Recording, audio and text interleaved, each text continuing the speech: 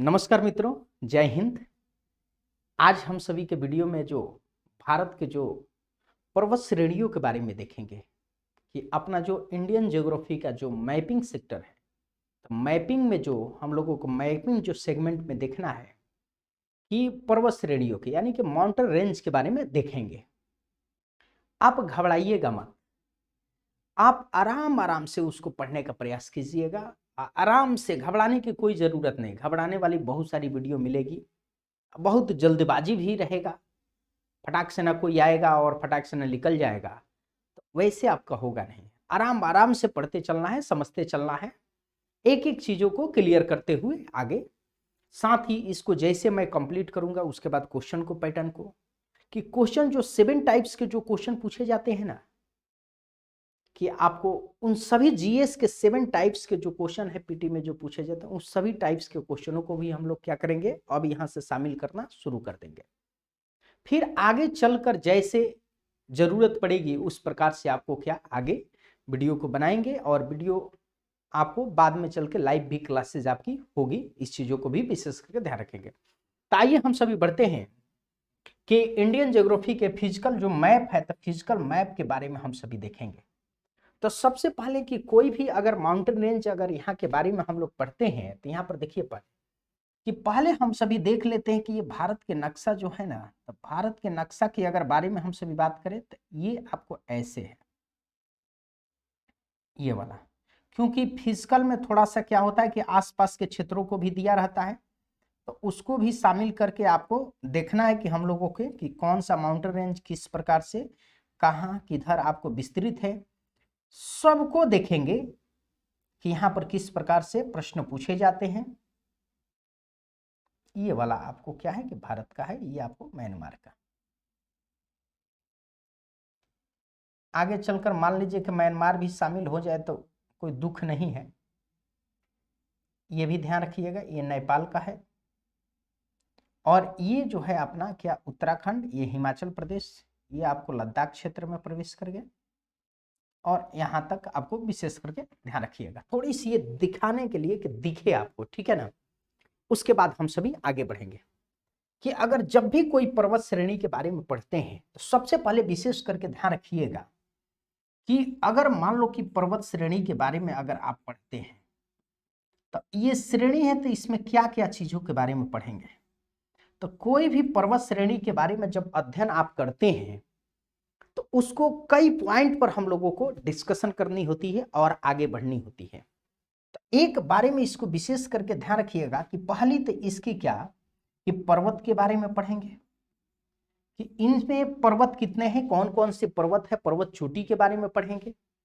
दूसरी आपको क्या कि यहाँ विशेष करके ध्यान रखिएगा कि आपको कि ग्लेशियर के बारे में पढ़ेंगे, हिमनद के बारे में पढ़ेंगे, क्या हिमनद के बारे में पढ़ेंगे। तीसरी चीज अगर जो हम सभी बात करें तो आपको क्या कि दर्रे के बारे में पढ़ेंगे, क्या कि दर्रे के बारे में पढ़ेंगे। पासेस के बारे में पढ़ेंगे कि पासेस जो है तारा, उसके बारे में पढ़ेंगे। उसके बाद विशेष करके ध्यान रखिएगा कि यहाँ पर क्या है कि वनस्पति के बारे में, क्या किसके बारे में पढ़ेंगे, तब वनस्पति के बारे में। इतने सभी चीजों के बारे में क्या अध्ययन करेंगे। फिर आगे चल के क्या आपको जनजाति के बारे में, क्या कि जनजाति के बारे में आपको अध्ययन करेंगे। तो इन सभी पॉइंटों को क्या कोई भी माउंटेन रेंज पढ़िएगा, कोई भी पर्वत श्रेणी अगर आप पढ़ने का प्रयास कर रहे हैं या उसके बारे में, तो उसके बारे में सबसे पहले क्या कि पर्वत श्रेणी के बारे में, पर्वत श्रेणी में क्या है कि आपको पर्वत चोटियों के बारे में। उसके बाद क्या है कि आपको देखेंगे कि हिमनद के बारे में, आपको ग्लेशियर के बारे में। उसके बाद कि उस पर्वत श्रेणी से रिलेटेड क्या दरें कौन कौन सी है, पासेस कौन कौन सी है, उस पासेस पर भी ध्यान देना है। उसके बाद क्या कि आपको वनस्पति से रिलेटेड, आपको उन क्षेत्रों में अगर वनस्पति पाई जाती है तो किस प्रकार के टुंड्रा की टंड्रा आपको कि हिम आपको कि आपको उसके बारे में शंकुधारी कि उष्णकटिबंधीय कि शीतोष्णकटिबंधीय किस प्रकार की आपकी वनस्पति पाई जाती है, उसके बारे में देखना है। तो इन सभी पॉइंटों पर विशेष करके गौर कीजिएगा। तो आइए हम सभी बढ़ते हैं कि अगर हम सभी बात करें कि अगर मान लीजिए कि हम सभी लेकर चलते हैं कि आपको विशेष करके ध्यान रखिएगा कि इन क्षेत्रों की अगर हम सभी सबसे पहले क्या कि ये उत्तरी क्षेत्र से हम लोग लेके चलेंगे आपको जम्मू कश्मीर से रिलेटेड।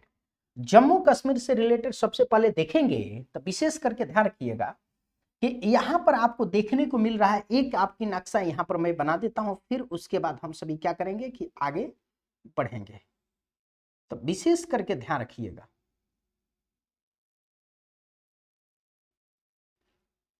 कि ये वाला जो क्षेत्र है ना, देखिए तो इस जम्मू कश्मीर में क्या है कि एक तो इसमें लद्दाख है और दूसरा क्या है कि आपको विशेष करके ध्यान रखिएगा कि आपको इसमें लद्दाख और दूसरा क्या है कि जम्मू। तो इसमें सबसे पहले कि आपको देखने को मिलेगा कि ये वाला जो क्षेत्र है, देखो बाबू प्रश्न भी यहां पर कैसे पूछा हुआ, जब ऐसे बनाएंगे तो ये क्या है कि पर्वत श्रेणी है। तो इस पर्वत श्रेणी का क्या नाम है कि विशेष करके ध्यान रखिएगा, तो इसके नाम क्या है तो काराकोरम। कौन सा? कारा क्या कि कोरम। काराकोरम क्या है कि ये पर्वत श्रेणी है। कौन सी श्रेणी है बाबू? तो पर्वत श्रेणी। काराकोरम क्या कि आपको पर्वत श्रेणी।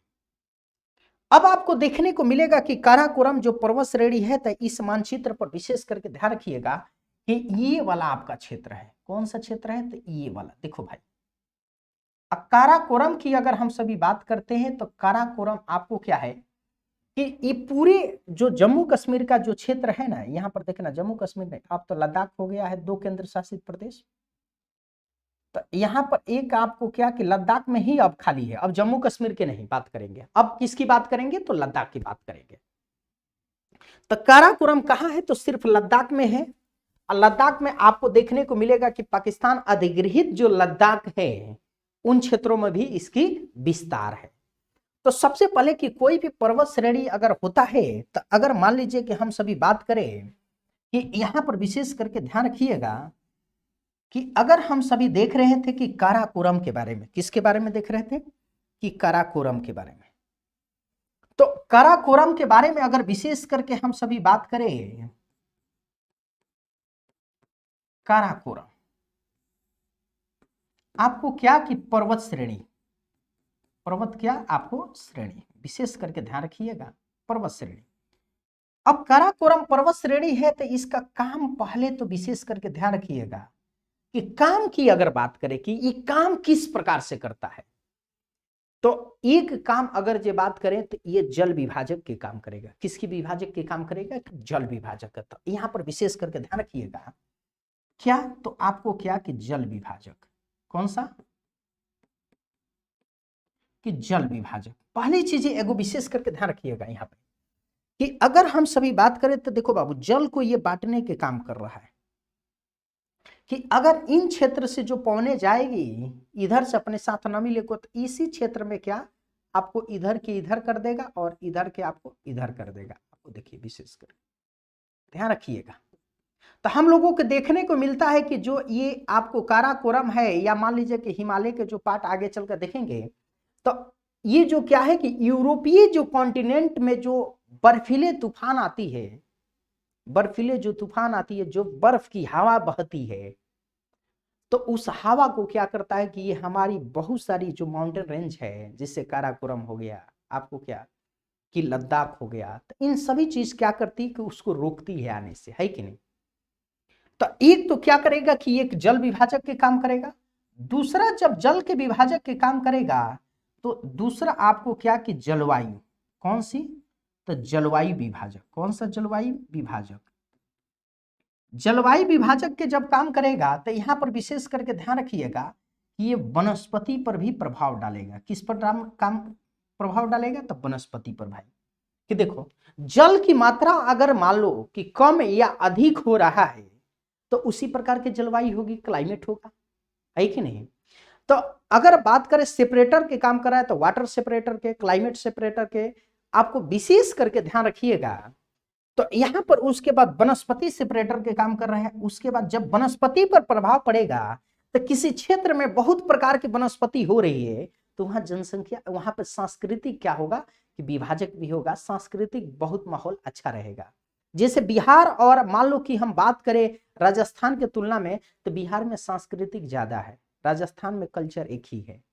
बिहार में क्योंकि वर्षा ज्यादा होती है, अब वर्षा ज्यादा होगा तो कृषि ज्यादा होगा, घने वन ज्यादा रहेंगे, तमाम चीजें देखने को मिलेगा। तो यहाँ पर विशेष करके ध्यान रखना कि सांस्कृतिक विभाजक भी होगी। किसकी विभाजक होगा? तो सांस्कृतिक आपको क्या कि विभाजक, इसको विशेष करके ध्यान रखिएगा। और जब सांस्कृतिक विभाजक की बात करेगा तो जनसंख्या पर भी प्रभाव डालेगा। किस पर प्रभाव डालेगा? तो जनसंख्या विभाजक भी होगा। किस पर? जनसंख्या विभाजक भी होगा। तो देखो भाई कि हमने यहां पर बताया कि सबसे पहले कोई भी पर्वत श्रेणी होती है तो उस पर्वत श्रेणी काम क्या करती है, तो आपको देखने को मिल रहा है कि एक काम करती है। आपको विशेष करके घबराना नहीं, आराम से पढ़ना है। ये चीजें नहीं कि आप सोच लीजिएगा कि आपको जल्दी जल्दी आया, 10 मिनट में कोई वीडियो बना दिया, उसके बाद से आगे बढ़ गया, ऐसे नहीं काम चलेगा। कि एक तो आपको जल विभाजक के काम कर रहा है, दूसरी आपको जलवायु विभाजक के। भाई साहब जलवायु मतलब ज्यादा जिधर बारिश होगा तो उधर क्या होगा? ठंडी का माहौल होगा, ज्यादा जिधर कम बारिश होगा तो उधर गर्मी का माहौल होगा। और जब जिधर ज्यादा बारिश होगा तो उधर वनस्पति भी ज्यादा होगा, है कि नहीं? और जिधर वनस्पति ज्यादा होगा तो भाई साहब देखते होंगे बिहार के लोग क्या करता है कि पूरा एक टाइम कृषि बोल लेता है, उसके बाद आराम करता है कि नहीं? तो इधर वनस्पति ज्यादा होगा, जब वनस्पति ज्यादा होगा तो आपको खाए की कोई दिक्कत नहीं होगा, आपको रहने की कोई दिक्कत नहीं होगा। तो उस कंडीशन में क्या होगा कि आप क्या करोगे? तो सोमवार मनाओगे, मंगलवार मनाओगे, बुधवार मनाओगे, बृहस्पतिवार मनाओगे, तो बहुत सारे त्योहारों को लड़ी लग जाएगी। आप देखोगे कि खेत की सिंचाई करते समय भी पड़ोसी को बुला के खिलाओ। अगर नई नई रोपनी हो रहा है तो नया नया रोपाई हो रहा है ना कृषि का, तो उस समय भी आप बुला के खिलाते हो। और जब प्रथम बार काटने भी जाते हो तब भी क्या करते हो कि उसे लोगों को बुलाकर पकवान बनाकर क्या खिलाते हो। फिर ओकरा बाद क्या होता है कि प्रथम बोझा आपके घर आ जाता है तो उस दौरान भी क्या करते हो कि उससे पुआ छान के, पूरी छान के ले जाके खेत में चढ़ाते हो, है कि नहीं? तो ये सब कल्चर है। एक चीज है कि ये सांस्कृतिक है। तो अब जिस क्षेत्रों में सांस्कृतिक ज्यादा होगा वहां जनसंख्या भी होगा, कि वहां पर देखो फसल भी खूब बेहतरीन हो रही है, संस्कृति भी बहुत। तो हमारा बिहार में देखना कि जिउतिया भी मनेगा, पूरा बेहतरीन छठ पूजा भी पर्व बहुत बेहतरीन मनेगा, दीपावली है, होली है, दशहरा है, जो भी त्योहार देखोगे हमारे बिहार बंगाल में क्या ज्यादा मनता है। और इस बिहार और बंगाल से जैसे जैसे आपको पश्चिम की ओर बढ़ोगे तो कम होते जाएगा त्योहारों की तरफ। आप देखोगे कि जाओगे आपको पश्चिमी उत्तर प्रदेश में त्योहार कम होगा, दिल्ली में कम मनाया जाएगा, मुंबई में कम मनाया जाएगा।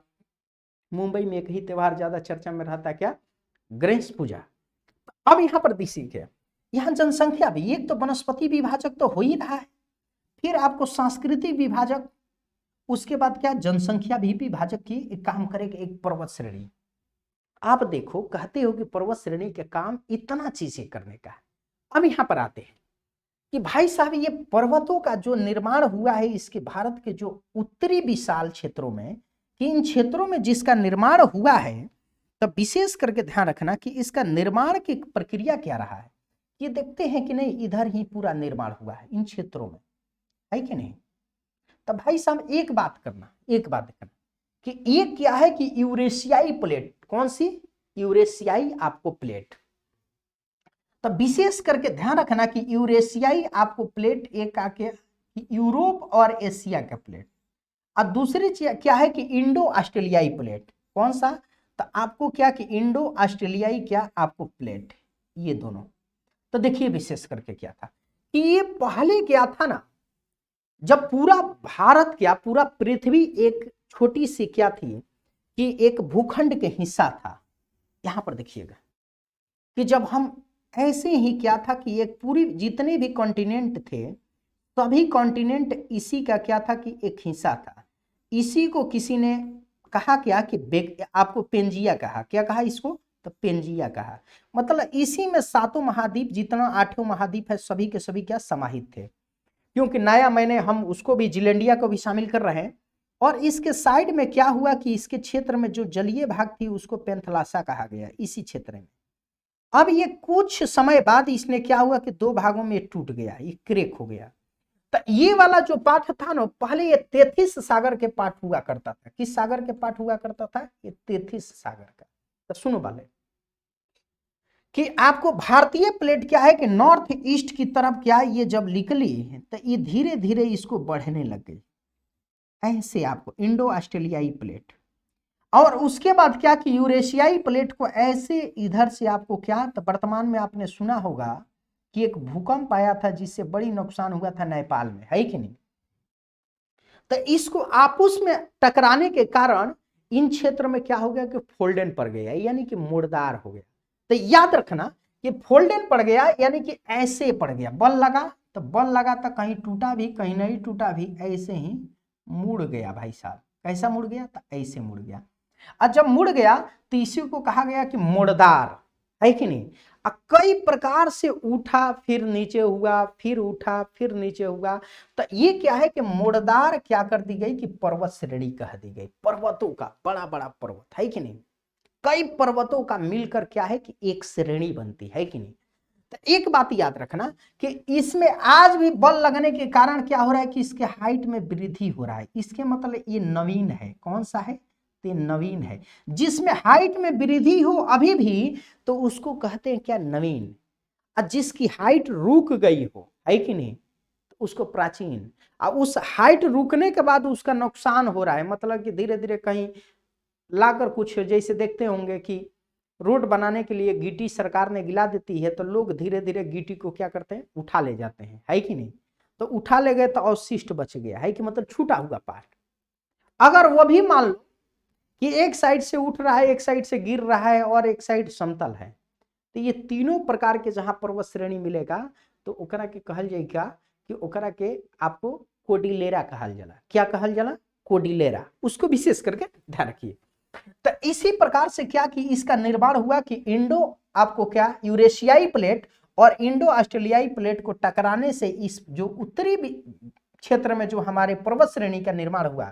तो विशेष करके ध्यान रखिएगा कि अगर काराकोरम के बारे में हम सभी बात किए तो यहां ध्यान रखिएगा कि काराकोरम तो एक तो देख रहे हैं कि जल विभाजक, दूसरा जलवायु विभाजक, तीसरा वनस्पति विभाजक, उसके बाद सांस्कृतिक विभाजक, उसके बाद जनसंख्या विभाजक।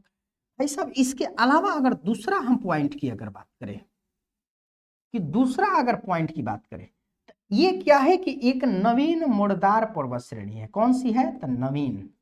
कौन सी, नवीन मुड़दार आपको क्या है कि पर्वत श्रेणी है। कौन सी पर्वत श्रेणी है, नवीन मुड़दार पर्वत श्रेणी। देखिए अब इसके कई सारे माउंटेन हैं कि अगर पर्वतों की हम सभी बात करें तो इसमें देखने को मिलेगा, देखो बाबू कि अगर सबसे पहले पर्वत की हम सभी बात करें तो एक पर्वत की अगर बात करें तो आपने नाम सुना होगा केटू का, किसे, गाडविन ऑस्टिन का, है कि नहीं। ये 8600 कितना है, तो यहां पर देखिएगा कि 8600 क्या है कि 11 आपको मीटर है। 8600 कितना, तो 11 मीटर। तो इसको विशेष करके ध्यान रखिएगा कितना है, 8600 आपको 11 मीटर। देखो भाई साहब कि ये जो केटू है ना, ये केटू जो है आपको क्या है, विशेष करके ध्यान रखिएगा कि ये जो केटू है तो केटू काराकोरम की क्या है, सबसे हाईएस्ट पॉइंट है। कौन सी पॉइंट है, सबसे हाईएस्ट पॉइंट। कितना है, तो 8600 कितना कि 11 किलोमीटर, 11 मीटर, कितना 8611 मीटर, है कि नहीं। मगर इसके अलावा भी इसकी कई चोटियां है कि नहीं। विशेष करके एक आपको मिलेगा यहां पर देखिएगा कि काराकोरम में आपको विशेष करके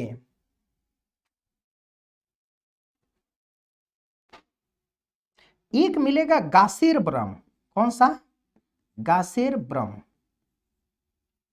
ये गासेर ब्रह्म जो एक मिलेगा जिसको 7700 कुछ मीटर क्या है कि इसकी ऊंचाई है। एक मिलेगा आपको मासेर ब्रह्म। कौन सा, मासेर ब्रह्म। ये मासेर ब्रह्म जो है ना, ये जो मासेर ब्रह्म है ये भाई साहब पाक अधिगृहित कश्मीर में है, सॉरी लद्दाख में। अब लद्दाख कहेंगे, कश्मीर नहीं कहेंगे, पीओके नहीं कहेंगे, POLA कहेंगे, है कि नहीं। तो PLO में है कि यहां पर क्या है कि पाक अधिगृहित आपको क्या, आपको लद्दाख में है कि नहीं, मासेर ब्रह्म।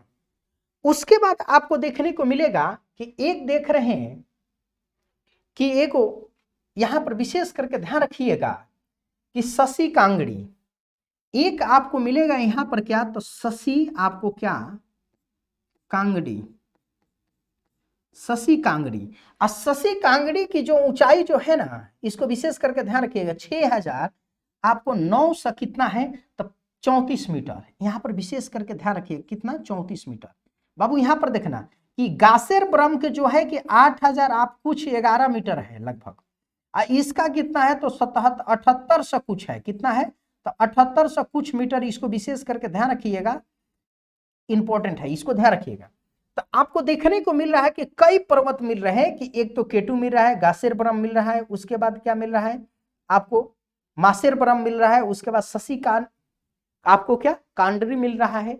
आपको विशेष करके इन सभी पर्वत श्रेणियों के बारे में, विशेष करके पर्वत चोटियों के बारे में ध्यान रखेंगे। अब यहां पर देखिएगा कि इन्हीं क्षेत्रों में क्या है कि आपको देखने को मिलेगा कि काराकोरम पास, उसके बाद क्या है अघिली पास, अघिली पास, कौन सा अघिल पास, फिर और भी कई सारा इसमें पासेस जो मिलेंगे जो इंपॉर्टेंट है, विशेष करके ध्यान रखिएगा। अगर दर्रा की हम सभी बात करते हैं, कौन सी, तो दर्रे की अगर हम सभी बात करते हैं, तो दर्रा में विशेष करके ध्यान रखिएगा कि दर्रा की अगर बात करें तो आपको एक मिलेगा, आपको कौन सा मिल रहा है, तो आपको काराकोरम, काराकोरम दर्रा, कौन सी दर्रा, काराकोरम आपको दर्रे। दूसरा आपको मिल रहा है अघेली, कौन सी, अघेली क्या आपको दर्रे। देखो भाई विशेष करके ध्यान रखिएगा, ये दो इंपॉर्टेंट आपको दर्रा। तो दर्रा के मतलब होता क्या है कि जैसे ये बना हुआ है ना, देखो इस तरफ इस तरफ, तो यहां से इसकी सड़क, मतलब यहां से आप किधर जा सकते हो कि ये चीन के क्षेत्रों में जा सकते हो, दूसरी ये क्या है कि भारत के क्षेत्रों में। तो यहां पर काराकोरम जो है, तो काराकोरम अगर दर्रा की अगर हम सभी बात करें तो यहां पर देखना काराकोरम एक दर्रा है, यहां पर ऐसे दिया हुआ है, ये बहुत इंपॉर्टेंट है, मतलब कि आने जाने के लिए पास है कि नहीं, कि उधर से इधर आ सकते, इधर से उधर जा सकते। तो ये चीन के सिंगयांग प्रांत को क्या करता है कि लद्दाख से जोड़ता है। अगर काराकोरम की हम सभी बात करें तो चीन के सिंगयांग प्रांत जो है ना, तो उसको क्या करता है कि जोड़ता है। तो इसको भी विशेष करके ध्यान रखिएगा। अब यहां पर इंपॉर्टेंट इसके बाद कि एक तो काराकोरम के बारे में पूछ रहे हैं कि दुनिया के सबसे ऊंची, सॉरी दुनिया के नहीं, भारत की सबसे ऊंची चोटी कौन सी है, तो केटू है, गाडविन आइस्टीन है कि नहीं। और विशेष करके ध्यान रखिएगा, तो पूछ लेगा कि हाईएस्ट पॉइंट भारत की कौन सी है, तो गाडविन आइस्टीन है कि नहीं। अब इसके बाद एक चीज आपको यहां पर और देखने की जरूरत है, क्या है कि हिमनद, कौन सा, हिमनद। हिमनद के बारे में अगर बात करें तो हिमनद में आपको विशेष करके ध्यान रखिएगा कि एक सियाचिन मिलेगा, कौन सा मिलेगा, तो सियाचिन, कौन सा, तो सियाचिन। और दूसरा आपको विशेष करके ध्यान रखिएगा हिस्पर, हिस्पर, हिस्पर के बाद से एक हो क्या बियाफो, कौन सा, तो बियाफो, कौन सा, बियाफो। विशेष करके ध्यान रखना कि ये तीन आपको विशेष करके मिलेगा। आपको विशेष करके ध्यान रखिएगा कि यहां पर हम नोट करा देते हैं, यहां पर विशेष करके ध्यान रखिएगा कि यहां पर बहुत ही विश्व के सबसे विशालतम हिमनद मिलता है, यानी कि बर्फ से ढका हुआ इस पर्वत श्रेणी पूरी की पूरी बर्फ से ढकी हुई है कि बर्फ से पूरा ढका हुआ है। और जब बर्फ से ये ढका हुआ है तो उसी को क्या कहते हैं, जगह जगह बर्फ से ढका हुआ जो क्षेत्र होता है ना, तो उसी को हिमनद कहते हैं। उसी से क्या जल की, आपको जितने भी नदी में पानी देखते हैं आप सभी, वो पानी किससे है, तो हिमनद से है, या तो वर्षा से है कि नहीं, मगर मैक्सिमम क्या है कि हिमनद से है कि नहीं। तो वैसे हिमनदों से क्या करती है कि पिघल कर जल का क्या निर्माण हो रहा है। तो आप देखिएगा, तो हमने बताया ना कि इस काराकोरम को विशेष करके ध्यान रखिएगा, इसके जो हिमनद के बारे में बात किए तो एक हिमनद आपको मिला कौन सा, तो एक मिलेगा तो सियाचिन, कौन सा, सिया आपको क्या, चीन, ग्लेशियर जो है हिमनद, कौन सा हिमनद, तो सियाचिन हिमनद। दूसरा आपको देखने को मिलेगा आपको क्या, हिस्पर, हिस्पर हिमनद, कौन सा हिमनद, हिस्पर हिमनद। और तीसरा अगर हिमनद की बात करें तो बियाफो, कौन सा, तो बियाफो, जो बियाफो हिमनद मिलेगा, विशेष करके ध्यान रखिएगा बियाफो। तो ये तीन हिमनदों के बारे में पूछा, ये दुनिया के सबसे बड़ी हिमनदों में से इसको शामिल किया जाता है, इसको विशेष करके ध्यान रखिएगा। देखो बात हम जब बात करते हैं तो हर एक चीज को लेकर चलते हैं, है कि नहीं, कि आपको दर्रा भी पढ़ना है, उसको माउंटेन भी पढ़ना है, फिर इन क्षेत्रों में क्या कि जनजाति समूहों के भी बारे में पढ़ना है कि किस प्रकार से जनजाति है। तो हम थोड़ा आराम आराम से लेकर चलेंगे। अब देखिए कि अगर बारे में पूछेगा, क्योंकि अपना देश है, किसी दूसरा देश को तो पढ़ा भी नहीं रहे, हम अपना देश के बारे में बेहतरीन से बेहतरीन जानकारी आपको दे सके इस प्रकार से। अब यहां पर देखो कि इस समय ठंडी के समय ऐसा क्यों, कि आपने नाम सुना होगा कि 1962 के युद्ध के दौरान सुना होगा या 1971 के दौरान, सुनो 1971 में जब हम लोगों ने बांग्लादेश के अलग किए पाकिस्तान से, तो उस दौरान ये सब हिमनद जो है ना, अच्छा किस समय की, नवंबर दिसंबर के समय में, ऐसा जब इंदिरा गांधी ने जब ऐसा की, तो उस दौरान ऐसा कहा माना जाता है कि इन क्षेत्रों में विशाल बर्फीली क्षेत्र, उस समय उस प्रकार के टेक्नोलॉजी का यथी नहीं था, तो इस कारण से चाइना पाकिस्तान का क्या आपको सहयोग सपोर्ट नहीं कर सकता था। इसीलिए हमारे क्यों उन क्षेत्रों में, वहां पर क्यों हमारी सेना लगी रहती है, या क्यों हम लोग उन क्षेत्रों के लिए तट कराते हैं कि एक बाउंड्री का वो काम करती है, कि वहां से कोई भी क्या है कि चाहे सिकंदर रहा, सिकंदर को भी इधर से आने में बड़ी तकलीफें हुई तो उसने भी लौट गया।